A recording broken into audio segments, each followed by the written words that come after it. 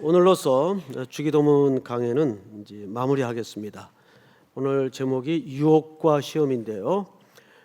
우선 주기도문을 한번 외우겠습니다. 다 같이. 그런데 저는 틀리면 안 되니까 저는 보고하고 여러분들은 그냥 하십시오. 저를 보고 하십시오. 자, 다 같이 시작. 하늘에 계신 우리 아버지여, 이름이 거룩히 여김을 받으시오며 나라의 마옵시며 뜻이 하늘에서 이루어진 것 같이 땅에서도 이루어지이다. 오늘날 우리에게 일용할 양식을 주옵시고 우리가 우리에게 죄 지은 자를 사하여 준 것 같이 우리의 죄를 사하여 주옵시고 우리를 시험에 들게 하지 마옵시며 다만 악에서 구하옵소서. 대개 나라와 권세와 영광이 아버지께 영원히 있사옵나이다. 아멘. 원래 오래된 사본에는 이 대개 나라와 권세와 영광이 아버지께 영원히 있사옵나이다라는 이 본문은 없습니다. 그러나 이 본문이 성경에 삽입된 것은 이 당시 예수님이 활동하시던 시대에는 누구나 아는 사실이 기도 끝에 반드시 이에 해당하는 이 성령 부분을 기도 끝에 붙이곤 했습니다. 그래서 딱히 예수님이 가르치지 않았어도 이 성령 부분에 해당하는 기도문은 당연히 했을 것이다라는 이제 학자들의 견해가 있어요. 자, 어쨌든 오늘 우리는 이제 주기도문을 마치면서 우리를 시험에 들게 하지 마옵시고 다만 악에서 구원하소서. 이 본문에 시험이라는 단어를 주목해야 됩니다. 시험이라는 단어가 페이라스몬 이렇게 되어 있는데 이 헬라 말이에요. 시험, 페이라스몬. 이것을 히브리 말로 하면은 마사라는 말이 됩니다. 마사. 다 시험이에요. 문제는 이 시험이 중의적, 이중적 의미가 있다는 거죠. 유혹이라고도 말할 수 있고 시험이라고도 말할 수 있어요. 자, 그러면 우선 우리는 의식 속에 이 둘을 좀 구분할 필요가 있는데 오늘 이 주기도문 속에서 말하는 시험이라는 페이라스몬이라는 말은 유혹이라는 개념이 더 가깝습니다. 자, 일단 그러나 우리는 이걸 구분해서 한번 하나씩 들어가 보십시다. 첫째, 하나님은 우리를 시험합니까 안 합니까? 네? 안 해요. 시험합니다. 성경의 대표적인 신뢰가 아브라함이죠. 아브라함이 가나안 땅에 들어가서 생활한 지 꽤 시간이 흐른 어느 즈음에 이삭이 조금 자랐어요. 그 이삭 참 어렵게 얻지 않았습니까? 근데 하나님이 아브라함의 입장에서 날벼락 같은 시험을 치르십니다. 이삭을 바쳐라. 말이 안 되죠. 이건 분명 시험이에요. 근데 이 시험은 유혹은 아니에요. 하나님은 시험은 하시지만 유혹은 하지 않죠. 이 시험에는 두 가지 의미가 있어요. 첫째는 아브라함 본인의 신앙을 점검케 하는 차원에서 의미가 있어요. 우리도 시험이 들 때는 그 시험 끝에 부수적으로 얻어지는 결론이 뭐죠?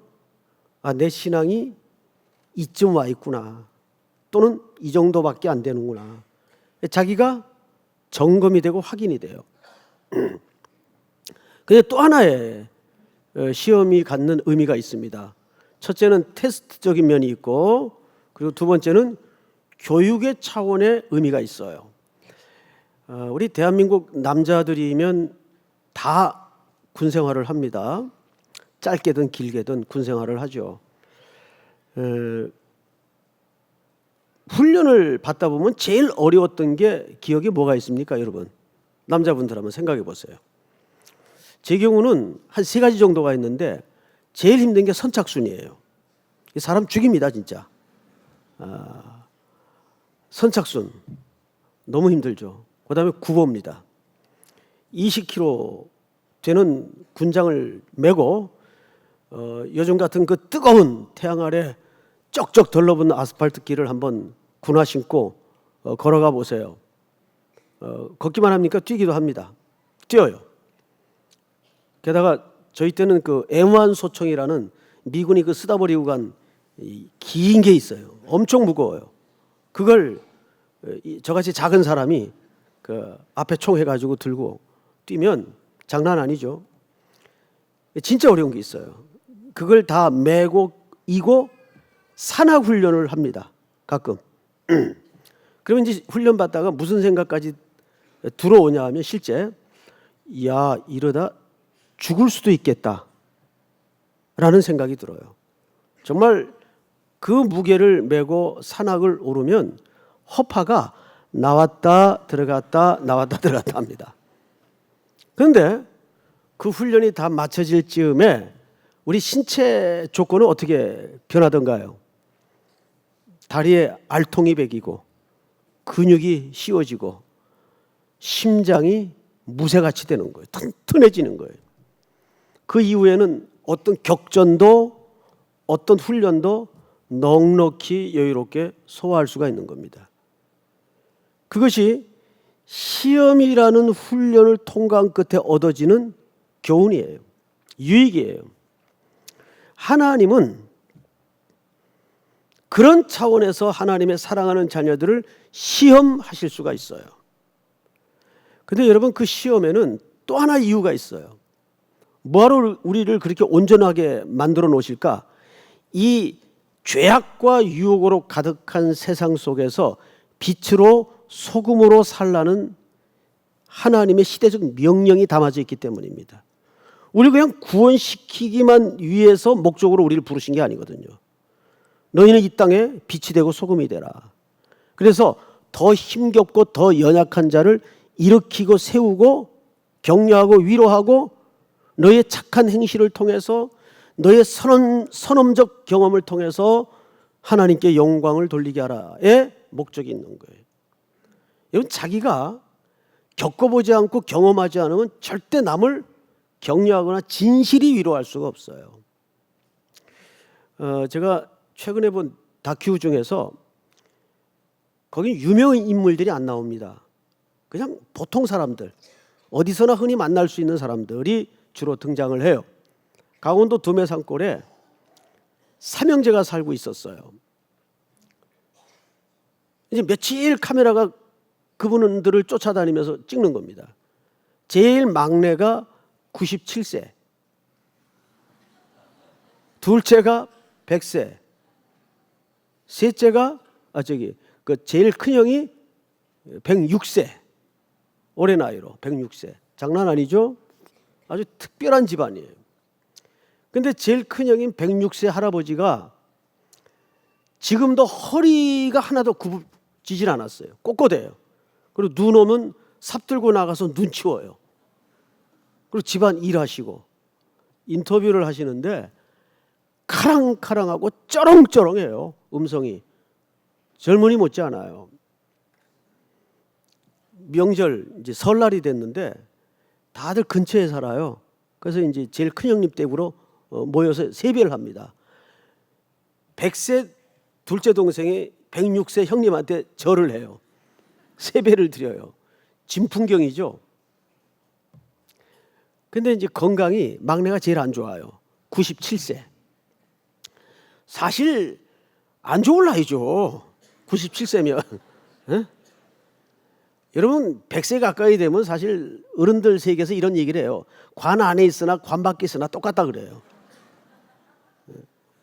눈 떴다 감았다 하는 것뿐에 차이가 없다 그래요. 그런데 카메라맨이 이제 그 106세 할아버지를 이제 대구 쫓아다니면서 자꾸 말을 걸고 인터뷰를 하는 겁니다. 이 할아버지 외출할 때 혹시 모를 위험에 대비해서 짝대기를 들고 나가세요. 짝대기를 이렇게 짚고 다니는 게 아니고 이렇게 휘저으면서 걸어가세요. 옆에는 산도 있고 흐르는 구름도 있고 또 곡식도 많이 익었는데 이분 그 습관이 뭐냐면 경상도 강원도 사투리로 그래요. 다 지나가는 거지 뭐 이러면서 걸어가세요. 다 지나가는 거지 뭐. 근데 이 삼형제 이름이 뭔지 아세요? 제일 큰 형님 이름이 돈춘 씨예요. 봄춘자. 둘째가 돈하십니다. 여름 하자. 셋째가 돈추십니다. 그 추나추동을 근데 막내가 그냥 안 태어났어요. 그래가지고 이제 그 돈동 씨는 안 계신 것 같아요. 태어났어도 이름이 우스울 뻔했어요. 이분 예수 안 믿는 분이에요. 그런데 그 짝대기를 휘저 시골길을 걸으면서 그 입에 그냥 자기도 모르게 튀어나오는 얘기가 다 지나가는 거지 뭐 이러면서 이제 짝대기를 이렇게 흔들면서 다니세요. 그런데 이런 얘기겠죠. 죽을 것만 같은 괴로움도 온 세상을 얻은 황홀함도 다 지나가 버리고 만다는 거예요. 그게 이제 한 100살쯤 살아야 터득되는 진리 체계 같아요. 그 서유석 씨라고 있죠. 왜 그 가수죠. 서유석 씨라고 요즘 분들은 잘 모르실 텐데 아주 목소리가 좋은 가수 한 분이 계세요. 이분 그 노랫말인가 중에 이런 말이 있어요. 젊은이들에게 하는 얘기죠.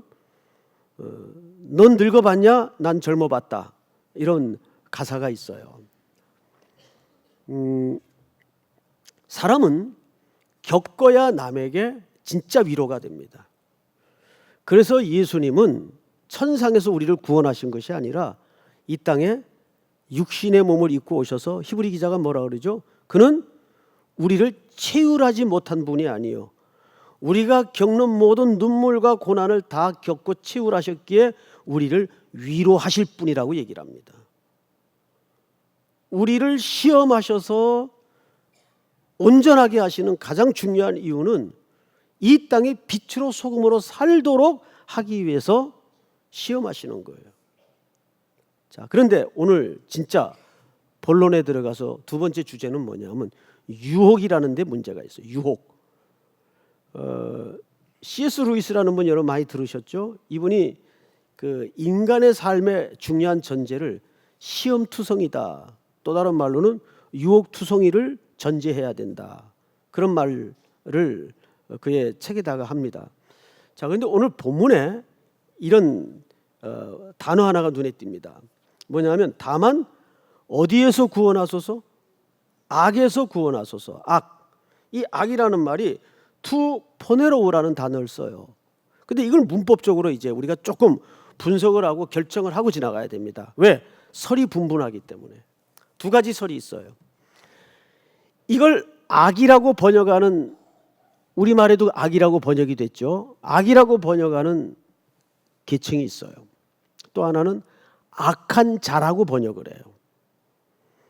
근데 투 포네로 할 때는 어떤 때는 악이 되고 어떤 때는 악한 자가 되는가? 이 투 포네로라는 단어가 중성 속격일 때는 악이 됩니다. 그런데 남성 속격일 때는 악한 자가 돼요. 저는 후자의 해석을 채택합니다. 악이 아니라 이건 악한 자예요. 즉 남성 속격으로 해석을 해야 됩니다. 왜일까요? 이걸 만약에 중성으로 해석을 해서 악이라고 번역을 했을 때 어떤 위험이 있나 하면 그 악 자체가 개념이나 윤리나 도덕적인 차원의 악으로 전락할 수가 있어요.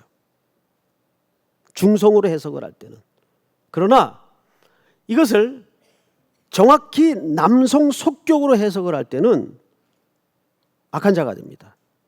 그러면 여기서 지칭하는 예수님이 가르쳤던 의도하신 악한 자는 정확한 대상이 누구를 가리키는 겁니까? 사탄을 얘기하는 거예요. 모든 성경의 악은 사실상 사탄과 전부 연결되어서 마태복음의 기자도 사용합니다. 그래서 이 투 포네로 이 단어는 이 문법은 남성 속격으로 해석을 해야 돼요. 악한 자. 자, 그러면 방금 언급해드린 C.S. 루이스는 이 악한 자에 대해 사탄의 존재에 대해서 두 극단을 조심해야 된다 그랬어요. 첫째는 우리 기독교인들 가운데 이 사탄의 존재를 너무 무시하는 사람들이 많아요. 에이, 내가 뭐 예수 믿었는데 또 요즘 세상에 그런 귀신이나 사탄이 어디 있어? 그런 건 없어. 아니 존재 자체를 부정하는 분들이 더러 있어요. 또 하나의 극단은 사탄의 실체를 존재를 인정하는데 지나쳐가지고 주야로 사탄을 묵상하는 분들이 계세요. 주야로.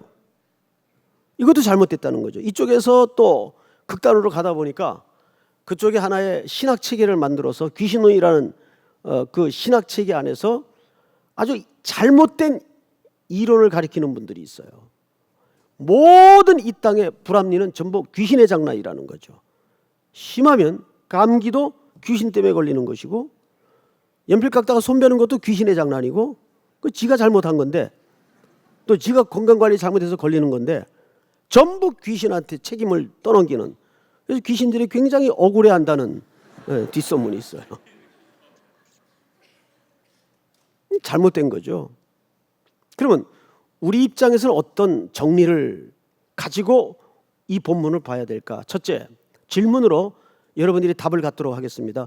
귀신의 존재는 존재한다 안 한다? 존재한다. 존재합니다. 에덴 동산에서부터 계시록까지는 전부 이 사탄의 왕국과 하나님의 나라의 충돌이에요. 사탄은 에덴 동산을 무너뜨림으로써 이기는 듯 보였습니다. 그러나 하나님은 예수 그리스도로 이 무너진 에덴 동산을 회복하시죠. 그게 요한계시록 마지막 장까지의 길고 길었던 인류의 역사요 싸움입니다. 자, 사탄은 존재한다. 두 번째 문제는 이것도 질문으로 여러분 답을 얻겠습니다. 우리는 그 사탄을 이길 수 있다 없다? 대답 잘 하셔야 되죠. 이길 수 있다 없다? 있다. 있으면 예수님 뭐하러 오셨어요? 우리 이길 수 없습니다. 여러분 사탄이 얼마나 간계가 뛰어난지 아십니까? 사탄은 그렇게 녹록하거나 호락호락한 존재가 아닙니다.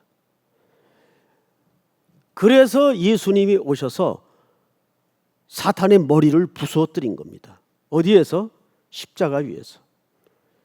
제가 지난 한 주간 새벽을 통해서 여러분들과 말씀을 나누면서 어느 새벽인가 이 본문을 다루었었어요. 고린도전서 9장에 보면 제가 읽겠습니다. 운동장에서 다름질하는 자들이 다 달릴지라도 오직 상을 받는 사람은 한 사람인 줄 너희가 알지 못하느냐. 기억나시죠? 물론 안 나시겠지만, 자, 운동장에서 다 다름질을 하는데 상은 몇 명에게 준대요? 한 명에게 준대요. 야, 그러면 일단 이 한 명이 되기 란 하늘의 별 따기일 텐데 수많은 인류가 오고 가고 했는데 그중에 나도 한 명인데, 물론 나는 여기에 들어갈 확률이 거의 없고 이 한 명 속에, 그럼 누가 이 한 명이 될까? 올림픽도 3등까지 주는데 신천지도 티켓을 14만 4천 명까지 끊는다고 하는데, 그래서 이 고지론자들이 이 본문을 가지고 경쟁을 정당화하고 합리화해요. 여기 한 명은 그리스도를 얘기합니다. 왜? 한 사람으로 말미암아 죄가 들어오고 한 사람으로 그 죄가 소멸되었습니다. 그분은 십자가에서 최종적 승리를 이루신 그리스도를 얘기합니다. 그럼 우리는 아무것도 할 일이 없을까요? 아니죠.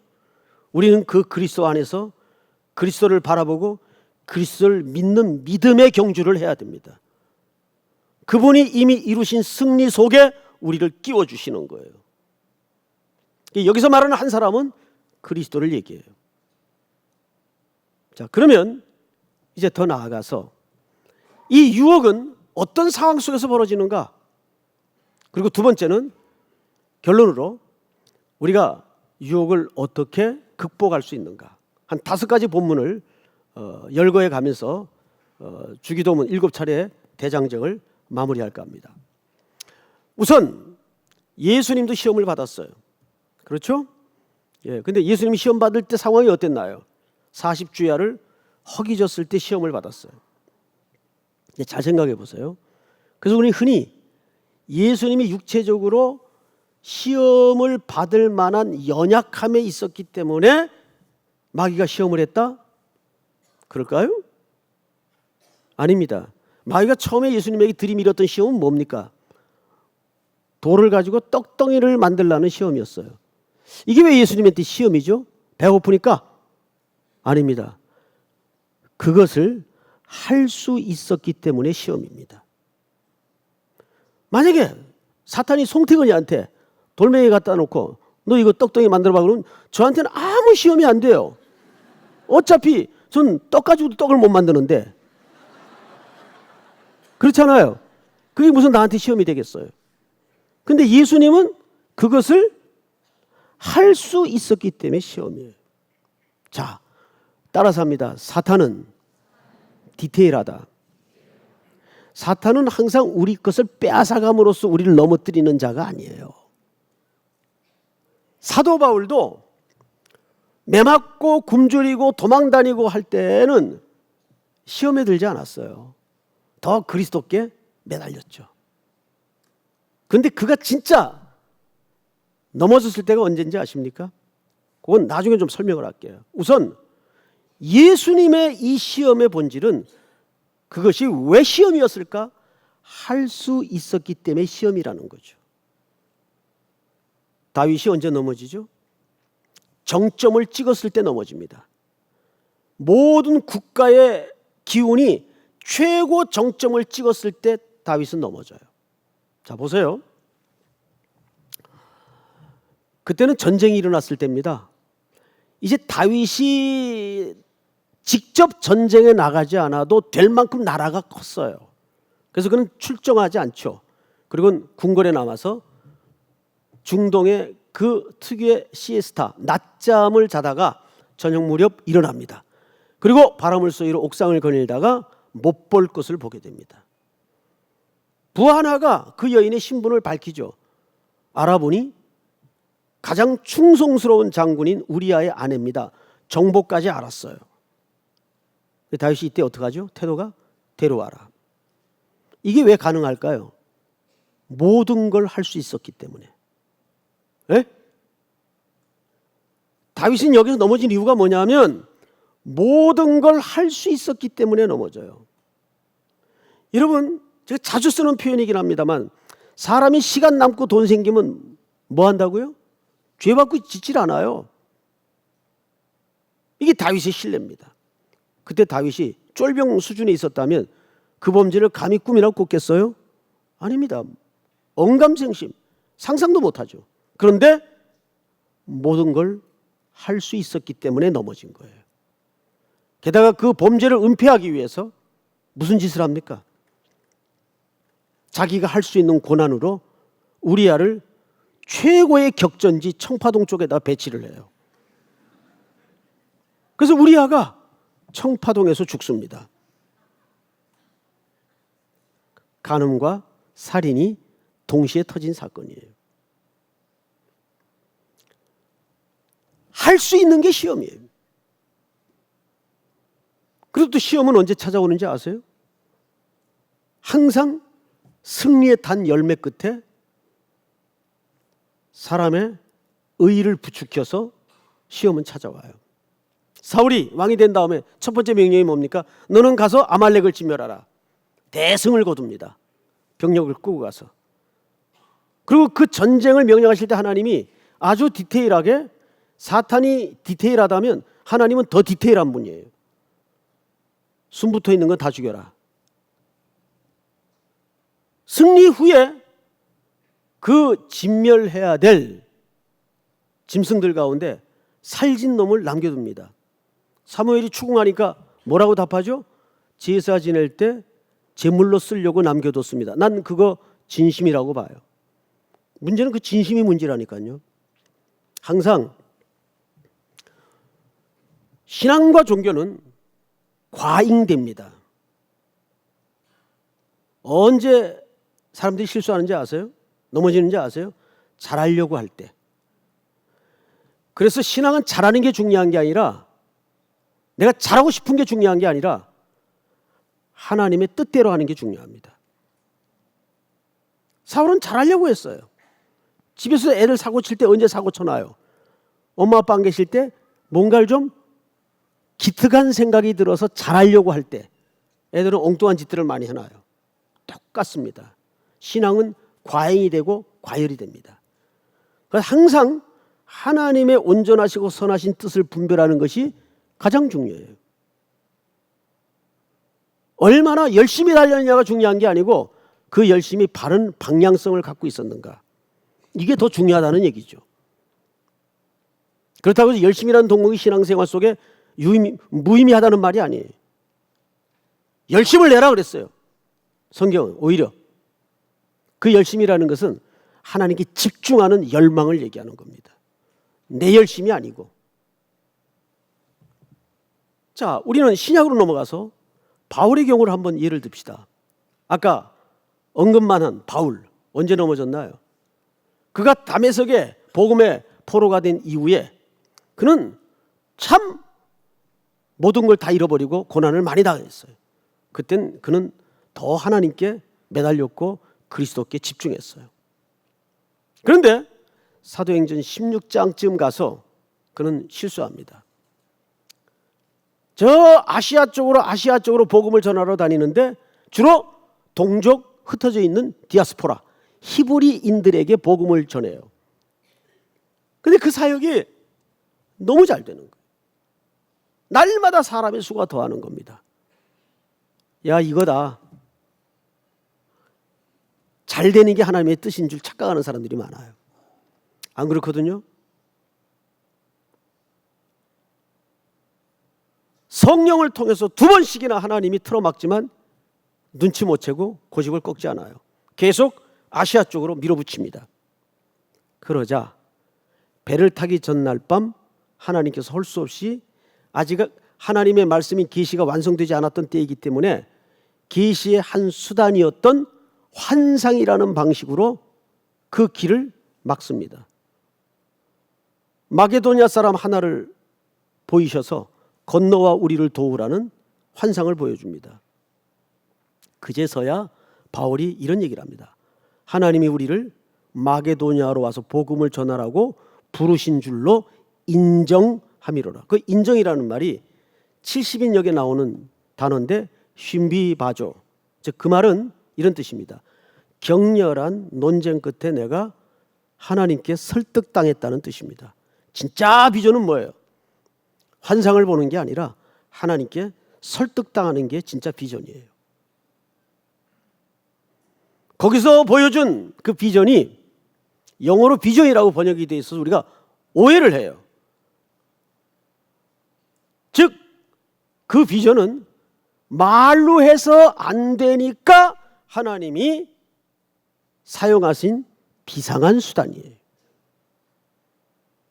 그럼 여러분들한테 한번 여쭤볼게요. 말로 할 때 가는 게 좋아요?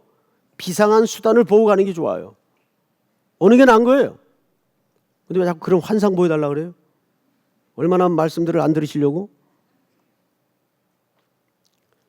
그리고 나서 바울이 배 방향을 틀죠. 그리고 마게도냐를 향해서 배가 떠나는데 그 뱃길은 정확히 성경의 거리상 닷새 거리입니다. 근데 성경의 기록에 남아있어요. 이틀 만에 도착합니다. 아무리 범선 시대라도 바람이 빨리 불어도 닷새 뱃길이 이틀 만에 가능할까요? 그 의미가 갖는 그림이 뭐죠? 그 마게도냐의 어둠에서 죽어가는 영혼들을 향한 하나님의 화급한 마음을 그렇게 드러낸 겁니다. 여러분, 세 종류의 사람을 예증을 들었습니다. 다윗, 예수님까지. 다윗은 두 번째, 예수님. 다윗, 사울, 바울. 전부 언제 실수를 하죠? 잘 될 때. 그리고 할 수 있을 때. 유혹에 넘어지는 거예요. 그러니까 사탄은 고난과 환난과 핍박이라는 방법으로 이 기독인들의 뿌리가 뽑히지 않는다는 걸 역사의 사례를 통해 잘 알아요. 어느 역사도 피 흘리는 고난의 역사 속에 교회를 박해했어도 그 씨가 말랐던 적은 없어요. 그런데 항상 사탄이 쓰는 전략 중에 하나가 잘 되게 함으로써 은혜 받게 해가지고 성공하게 해가지고 넘어뜨리는 거예요. 이제 우리는 성경 본문을 통해서 5가지 성경 구절을 가지고 마무리를 좀 하도록 하겠습니다. 고린도전서 10장을 띄워주세요. 자, 우리 다 같이 읽습니다. 시작. 사람이 감당할 시험 밖에는 너희가 당한 것이 없나니 오직 하나님은 미쁘사 너희가 감당하지 못할 시험 당함을 허락하지 아니하시고 시험 당할 즈음에 또한 피할 길을 내사 너희로 능히 감당하게 하시느니라. 예, 이 본문은 이스라엘 공동체가 광야를 지날 때의 경험을 바울이 녹여 쓴 겁니다. 광야를 지날 때 하나님이 이들을 많이 테스트했어요. 질문, 그 테스트에 한 번도 성공한 적이 있던가요? 없어요. 한 번도 없어요. 늘 넘어집니다. 하나님이 하늘에서 만나를 내리신 것도 그들을 테스트하기 위해서입니다. 내 말씀을 지키나 안 지키나. 근데 안 지켰어요. 그런데 오늘 본문에 보니까 이렇게 되어 있죠. 시험 당할 즈음에 또한 뭘 내세요? 피할 길. 이 피할 길이 뭘까요? 다른 방법을 내시겠다는 말일까요? 아닙니다. 그들은 매 시험마다 실패하고 넘어짐으로써 그들의 의식과 그들의 시선이 계속 누구에게로 모아질 수밖에 없었습니까? 오실 그리스도. 우리는 불능한 존재구나.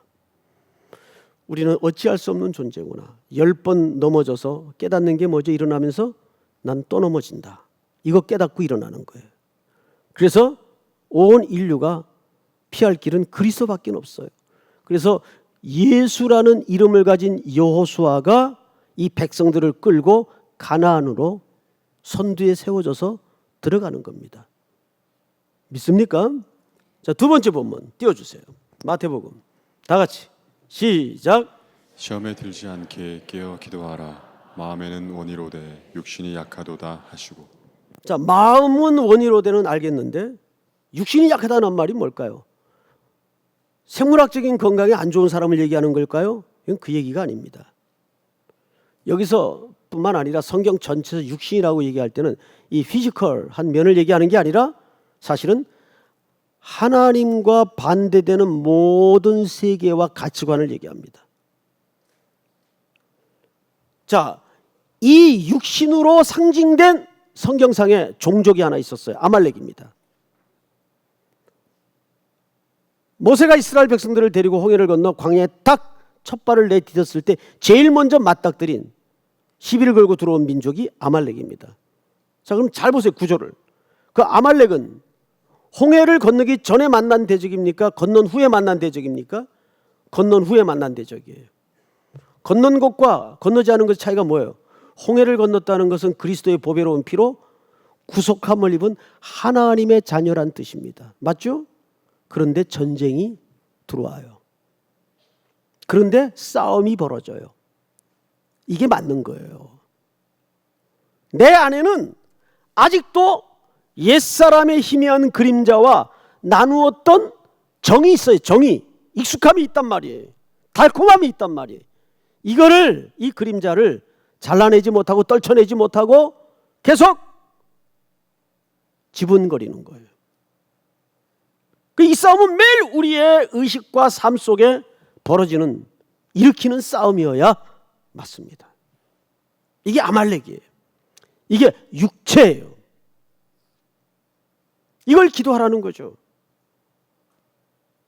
사탄은 이것을 매우 디테일하게 간교한 방식으로 우리의 정의로움을 건드려서 들어옵니다. 그 다음 절을 한번 볼까요? 이렇게 되어 있습니다. 다음 절. 에베소서 6장 읽습니다. 시작. 마귀의 관계를 능히 대적하기 위하여 하나님의 전신갑주를 입으라. 여러분, 하나님의 전신갑주는 전쟁 도구고 전투용 개념이기 때문에 우리가 어떤 격렬한 외부의 적과의 싸움으로만 이해를 하는데 그렇지 않습니다. 이 하나님의 전신갑주를 입으라는 것은 우리의 종합적인 인격과 덕목과 품성을 무장하라 그 뜻입니다. 왜요? 사탄이 들어오는 대로가 있어요. 뭔지 아십니까? 항상 감정선을 건드려서 혈기를 터뜨리게 만듭니다. 혈기는 사탄이 눈 감고도 들어올 정도로 아주 쉬운 길입니다. 그런데 대부분의 신자들이 하나님 일 하면서도 교회 봉사하면서도 이 문제에 다 걸려요. 혈기 하나를 통제하지 못해서 하나님의 일 자체가 깨집니다. 그러니까 사탄은 항상 우리가 공동체 생활을 할 때, 일상을 살 때 무슨 작전을 쓰냐 하면 전선을 헷갈리게 만듭니다. 교회 안에 일이 벌어질 수 있죠. 그러면 우리는 일이 벌어지면 제일 먼저 굳은 생각으로 어떤 논리가 먼저 탁 들어오냐면 이게 나한테 손해일까 이익일까? 첫째, 이 개념이 들어옵니다. 두 번째는 내 편이야 상대편이냐? 이 개념이 들어옵니다. 이 도그마에 빠져서 우리는 그 전선을 헷갈릴 때가 많아요. 요셉도 하나님의 높으신 섭리를 보기 전까지는 언제나 자기는 피해자고 언제나 형들은 가해자인 줄 알았어요. 그런데 하나님의 섭리에 눈 열어지자 가해자 피해자의 의미와 경계선이 무너지면서 이 환난과 기근의 때에 생명을 구원하시려고 나를 먼저 이곳에 보내셨구나. 이 전혀 다른 하나님의 의미에 눈을 뜨죠. 이겁니다. 그래서 사탄은 항상 전선을 잘 못 보게 만들어요. 그리고 엉뚱한 싸움으로 몰고 갑니다. 여기에 많은 교회들이 넘어집니다. 그만큼 사탄은 간계해요. 아주 디테일해요. 그래서 우리는 성품적으로도 하나님의 전신갑주로 무장을 해야 됩니다. 믿습니까? 너희 행실을 보고 많은 사람들이 하나님께 영광을 돌리게 하라. 그래서 하는 얘기입니다. 자, 마지막으로 야고보서 1장을 보십시다. 네 번째입니다. 야고보서 1장. 같이 읽습니다. 시작. 시험을 참는 자는 복이 있나니 이는 시련을 견디어낸 자가 주께서 자기를 사랑하는 자들에게 약속하신 생명의 멸관을 얻을 것이기 때문이라. 저 오늘 새벽에 이 본문을 묵상하다 깜짝 놀랐어요. 아주 섬뜩한 은혜를 받았어요. 저는 지금까지 시험을 참는 것이 저를 위해 참는 줄 알았어요. 그런데 오늘 본문을 잘 보시면 시험을 참는 자는 복이 있다. 그런데 하나님이 이것을 어떻게 카운터하시는가 하면 주께서 자기를 사랑하는 자들에게 약속하신 생명의 면류관을 얻을 것이기 때문이라. 시험을 참는 자를 주님께서 어떻게 계산하시죠? 자기를 사랑하는 자라고 계산하십니다. 너무 놀랐어요. 지금까지 어중간하게 신앙생활을 해오면서 많은 시험을 견뎌내고 참았지만 그게 나를 위한 게 아니었구나. 그게 누가 계산에 넣어주세요? 하나님이 계산에 넣어주세요. 주께서 자기를 사랑하는 자들에게 약속하신 생명의 면류관을 얻을 것이기 때문이라. 우리는 일만을 탕감받은 갚을 수 없는 은혜를 탕감받은 존재라면 적어도 그 은혜를 주신 사랑하는 이에게 이 정도 해야죠. 이 정도 사랑의 고백과 표시를 해야 되지 않겠어요? 그런데 나를 위해 시험을 참는 줄 알았어요. 근데 그것이 하나님 시각에선 하나님께 다 계산이 넘어가고 있더라고요. 너희가 나를 기뻐한 것이고 나를 위해 참은 것이다. 믿습니까? 마지막으로 다 같이 읽겠습니다. 시작. 그런즉 너희는 하나님께 복종할지어다. 마귀를 대적하라. 그리하면 너희를 피하리라. 마귀를 대적하는 일과 하나님께 복종하는 일을 같이 두었어요. 자, 우선 하나님께 복종한다는 게 뭘까요? 하나님께 복종하는 일이 곧 마귀를 대적하는 일이라는 말이 되는데 하나님께 복종한다는 말은 간단한 실례 하나 들겠습니다. 요셉이 보디발의 집에 종으로 끌려가서 종살이를 하는데 20대 청년이에요. 날마다 불같은 시험이 있었어요. 그 여염스러운 보디발의 아내가 요셉을 무시무시하게 유혹합니다. 동침하자고. 막 전화도 하고 장난 아니었어요.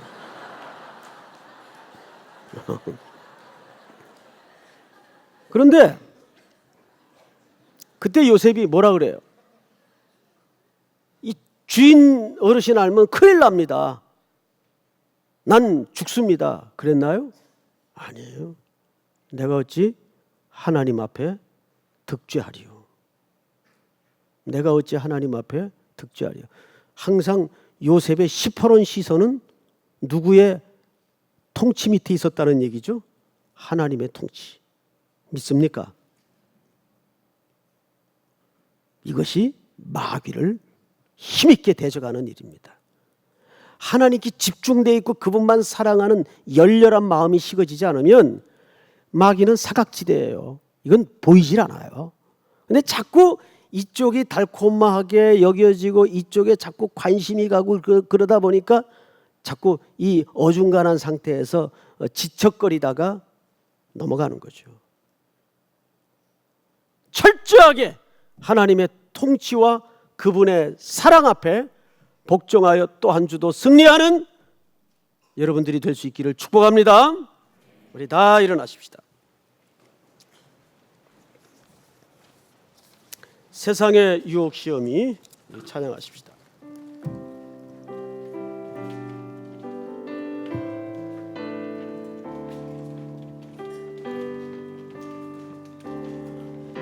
세상의 유혹 시험이 내게 몰려올 때에 나의 힘으론 그것들 몸을 이길 수 없네.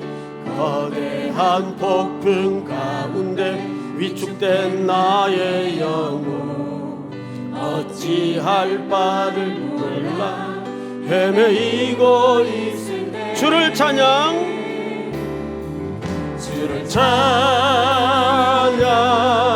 손을 들고 찬양 전쟁은 나에게 속한 것 아니니 주 찬양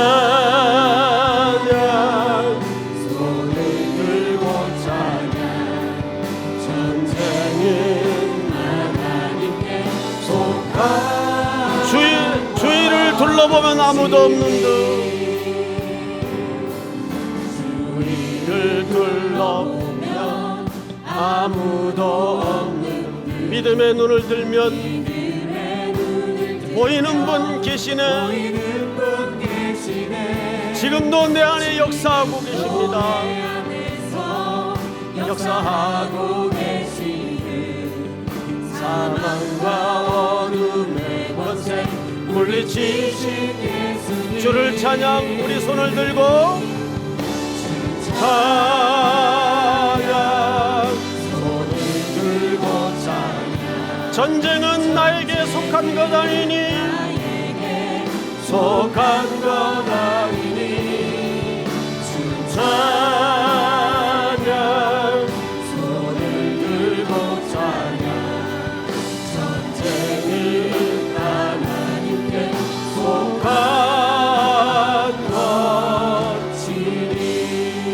것이니. 우리 한번 서신 채로 기도합시다. 우리를 시험에 들지 말게 하옵소서. 머리로 날아가는 새는 막을 수 없으나 시험은 없을 수 없으나 머리에 앉아 둥지를 트는 것은 막아야 되고 막을 수 있습니다. 이미 그리스도께서 그 승리를 이루어 놓으셨기 때문입니다. 오늘도 그 주님 붙들고 다시 한번 그 주님 사랑해서 하나님의 통치 밑에 내 시선과 인생을 두는 순종이 있도록 즐거운 사랑이 있도록 인도해 주시옵소서. 또 레바논 선교서부터 시작되는 이 여름 뜨거운 선교 일정과 또 한 주 살아갈 여러분들의 일상을 놓고 잘 나갈 때 승리의 열매가 있을 때 일이 잘 될 때 우리는 유혹에 넘어질 수 있습니다. 할 수 있을 때 그것이 유혹일 수가 있습니다. 우리 한번 주여 부른 다음에 소리내어 기도합니다. 주여 하나님 은혜를 진심으로 감사합니다. 오늘도 우리들에게 귀한 말씀을 주셔서